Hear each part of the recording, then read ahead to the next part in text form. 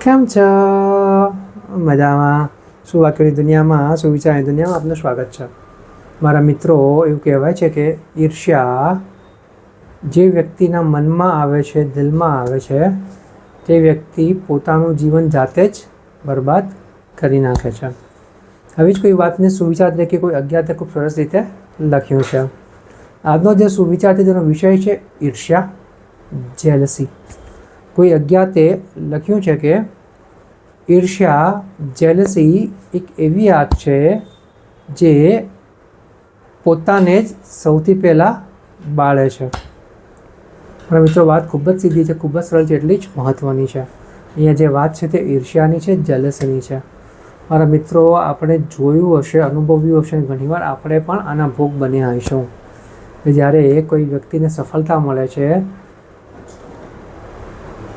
અને જ્યારે આપણે તેની સાથે પોતાને મૂકીએ છીએ ત્યારે આપણે ઘણીવાર ઈર્ષ્યા થતી હોય છે કે મારી આટલી મહેનત કરવા છતાં પણ મને સફળતા નહીં મળી અને આને આ ટૂંકા સમયમાં સફળતા મળી ગઈ.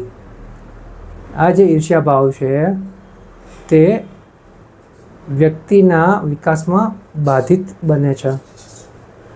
આ વાતને જો અલગ રીતે કહેવી હોય તો મારા મિત્રો, આપણે જે કોઈ છે તેની સફળતાથી જો આપણે ખુશ થઈ શકીએ અથવા સફળતા કેવી રીતે મળી છે તેને વિશે વિચારીએ, જો સારા અને સાચા રસ્તે સફળતા મળી હોય તો આપણે પણ તેમનાથી પ્રેરણા લઈને આપણા પણ કામને એવી જ રીતે સફળ રીતે પાર કરવામાં લાગી જઈએ.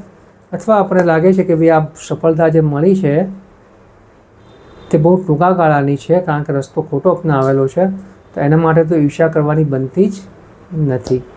બસ મારા મિત્રો, વાત ફક્ત એટલે જ છે કે ઈર્ષ્યાનો ભાવ આપણા મનમાંથી નીકાળીએ, આપણા દિલમાંથી નીકાળીએ અને આપણે જે એક સારું અને સાચું જીવન જીવવાનો પ્રયાસ કરીએ છીએ, આપણા સારા અને સાચા લક્ષ્યો છે તેને સૌથી સારા અને સાચા રસ્તે પહોંચવાનો પ્રયાસ કરીએ છીએ, તો પછી ઈર્ષ્યાને હંમેશા માટે આપણા જીવનમાંથી હટાવી દેવી જોઈએ.